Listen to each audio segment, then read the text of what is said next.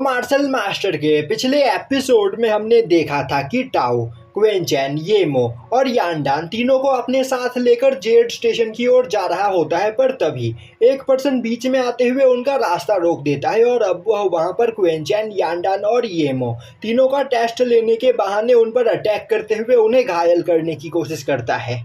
पर तभी टाओ बीच में आते हुए उसके अटैक को डिस्ट्रॉय कर देता है और अब वह गुस्से में बोलता है, क्या यहाँ पर तुम मुझसे फाइट करना चाहते हो? यह सुनते ही वह पर्सन पीछे हटते हुए बोलता है, मैं तो बस यहाँ पर इन लोगों का टेस्ट ले रहा था और मैं देख पा रहा हूँ कि यह सभी लोग बहुत ही ज़्यादा कमज़ोर है, तो अब तुम लोग यहाँ से आगे जेड स्टेशन की ओर जा सकते हो। जो सुनते ही टाओ गुस्से में क्वेंचैन, यांडान और येमो तीनों को अपने साथ लेते हुए जेड स्टेशन की ओर जाने लगता है और अब टाओ रास्ते में उन तीनों को बताता है कि इस जेड स्टेशन में अभी के टाइम पर कई सारे पावरफुल लोग इकट्ठा हुए होंगे, क्योंकि जेड स्टेशन ही वह जगह है जिसका यूज करते हुए सभी लोग एंशिएंट यू वर्ल्ड में जा सकते हैं। तो यहाँ पर उन तीनों को ज़्यादा से ज़्यादा संभल कर रहना होगा, क्योंकि यहाँ पर उनकी छोटी से छोटी गलती पावरफुल फैमिलीज के मेंबर को ऑफेंड कर सकती है, जिससे उनकी जान को भी खतरा हो सकता है। अब वह सभी लोग जैसे ही जेड स्टेशन के मेन दरवाजे पर पहुंचते हैं, एक पर्सन टाओ को देखते ही आवाज लगाता है और अब वह उसके पास भागते हुए आकर उससे बोलता है, आखिर हम यहाँ पर कितने दिनों के बाद मिल रहे हैं। वहीं पर वह टाओ से मिलकर काफी ज्यादा खुश होता है। तभी वह क्वेंचैन, यांडान और येमो को देखते हुए बोलता है, तो क्या यही वह तीनों डिसाइपल है जिन्होंने इस बार के नॉर्थर्न टेरिटरी में हुए 5 प्रिजन टूर्नामेंट को पास किया है? टाओ हाँ में सर हिलाता है। तभी क्वेंचैन और बाकी सभी लोग उस पर्सन को वहां पर ग्रीट करते हैं। तभी वह पर्सन टाओ से बोलता है, हम यहाँ पर काफी दिनों के बाद मिल रहे हैं, तो फिर क्यों ना तुम मेरे साथ चलो और यह तीनों यहाँ पर अपना रास्ता खुद ब खुद ढूंढ लेंगे। तभी टाओ बोलता है, नहीं, मास्टर ओयांग ने मुझे इन तीनों का यहाँ पर स्पेशल ख्याल रखने के लिए कहा है, तो मैं इन्हें अकेला नहीं छोड़ सकता हूँ। यह सुनते ही वह पर्सन बोलता है, यह तुम क्या बकवास कर रहे हो? यह तीनों बच्चे नहीं है, यह अपना ख्याल यहाँ पर खुद ब खुद रख सकते हैं। टाओ बोलता है, इन तीनों को इस जगह के बारे में अभी कुछ भी नहीं पता है, और तो और यह यहाँ से सीधा अपर वर्ल्ड में जाने वाले हैं, इसीलिए मुझे यहाँ पर इन सभी लोगों को सब कुछ सिखाना पड़ेगा और यह मास्टर ओयांग का ऑर्डर है, इसीलिए मैं उनके ऑर्डर को इग्नोर नहीं कर सकता हूँ। तभी वह पर्सन बोलता है, टाओ, कहीं तुम भूल तो नहीं गए कि यहाँ पर यूडान पवेलियन की 5 लड़कियाँ सभी न्यू कमर्स को समझाने के लिए मौजूद है और वह पांचों यहाँ पर सभी लोगों को सब कुछ अच्छे से समझा सकती है, तो तुम्हें मेरे साथ चलना चाहिए। या फिर कहीं तुम यह तो नहीं कहना चाहते हो कि यह तीनों इतने बड़े बेवकूफ़ है कि यह अपना ख्याल भी नहीं रख सकते हैं? तभी टाओ हंसते हुए बात बदल देता है और बोलता है, वैसे अब मुझे यहाँ से जाना है क्योंकि मुझे देर हो रही है। और अब वह उन तीनों को अपने साथ लेकर वहां से चला जाता है। वहीं पर खड़ा वह पर्सन क्वेंचैन, यांडान और येमो को देखते हुए सोच रहा होता है, मास्टर ओयांग ने इस बार यहाँ पर काफी कमजोर लोगों को चुना है, तो मुझे नहीं लगता कि यह लोग इस जगह पर सरवाइव कर पाएंगे। अब सीन शिफ्ट होता है और हमें दिखाया जाता है कि टाओ उन तीनों को अपने साथ लेकर एक जगह पर आया हुआ होता है और अब वह उन तीनों को वह जगह दिखाते हुए बोलता है, आज से तुम तीनों को इसी जगह पर रहना है जब तक मास्टर ओयांग यहाँ पर नहीं आ जाते हैं, और तुम तीनों को इस जगह से बाहर जाने की भी परमिशन नहीं है, तो फिर अब तुम मेरे साथ चलो। मैं तुम्हें कम्युनिकेशन रूम में लेकर चलता हूँ जहाँ पर हमें किसी से मिलना है।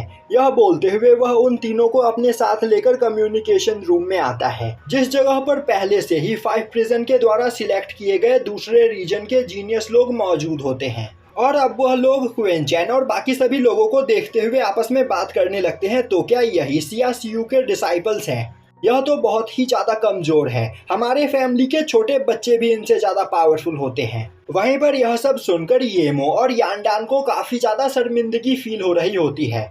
जो देखते ही टाओ बोलता है, भले ही यहाँ पर यह लोग कुछ भी क्यों ना कहे, तुम इनकी बात पर ध्यान मत देना।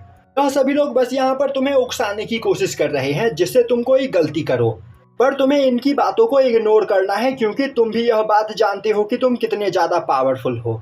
और अब टाओ चिल्लाते हुए बोलता है, आखिर यहाँ की सेंट कहाँ पर है? तभी एक लड़की अपनी पावर को रिलीज करती है और अब वह टाओ के सामने आकर खड़ी हो जाती है, जिसे देखते ही आसपास खड़े सभी जीनियस लोग उसके सामने हाथ जोड़ते हुए उसे ग्रीट करते हैं। तभी टाओ भी उस लड़की को ग्रीट करते हुए बोलता है, मास्टर ओयांग ने आपके लिए यहाँ पर एक मैसेज भेजा है। और वह मैसेज मैं यहाँ पर आपको देना चाहता हूँ, तो क्या हम साइड में चलकर बात कर सकते हैं। तभी वह लड़की बोलती है, यहाँ पर तुम्हें किसी से भी कुछ भी छिपाने की कोई जरूरत नहीं। मास्टर ओयांग ने यहाँ पर मेरे लिए जो भी मैसेज भेजा है, तुम यहाँ पर सभी लोगों के सामने वह मैसेज सुनाओ। यह सुनते ही टाओ वहाँ पर हिचकिचाने लगता है, जो देखते ही वह लड़की बोलती है, आखिर तुम सोच क्या रहे हो, जल्दी बताओ कि मास्टर ओयांग ने क्या मैसेज भेजा है। यह सुनते ही टाओ परेशान होते हुए बोलता है, अगर आप चाहती हो कि मैं सभी लोगों के सामने यह बात बोलूं तो फिर ठीक है। और अब वह क्वेनचैन को उस लड़की से इंट्रोड्यूस करवाते हुए बोलता है, इस पर्सन का नाम क्वेनचैन है और यह पर्सन सियासू में हुए 5 प्रिजन टूर्नामेंट का विनर है। तो मास्टर ओयांग चाहते हैं कि आप यहाँ पर पर्सनली क्वेनचैन को इस जगह के बारे में सब कुछ बताएं, साथ ही यू वर्ल्ड के बारे में क्वेनचैन को सभी जानकारी दे।